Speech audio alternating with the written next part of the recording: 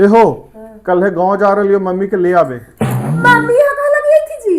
अरे उधर बड़ी ठंडा कल हो तो भात ठंडा सोची थी कि यहीं रहते, बड़ी गोड़ हाथ में दर्द रहा है। हाँ तेरी तो भोरी भोरी उठ जाता ठंडवा में 4 बजे से कहा था कि चाय बना के दा, गर्म पानी करके दा, और तनी से लेट हो जाता मुंह फुला के बैठ जा और इतना कथो सुनावा था प्रवचन।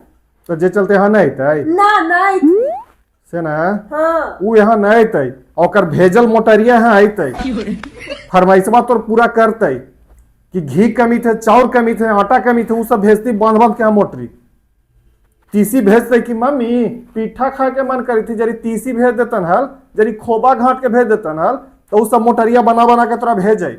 लेकिन मम्मी यहाँ ना सके से ना एक छितर जरी कम बना तो हमरे काहे लगी आई लहल जब अपने मन में के करही के रहा होता।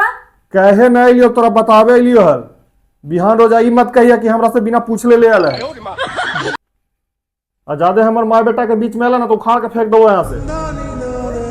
हाँ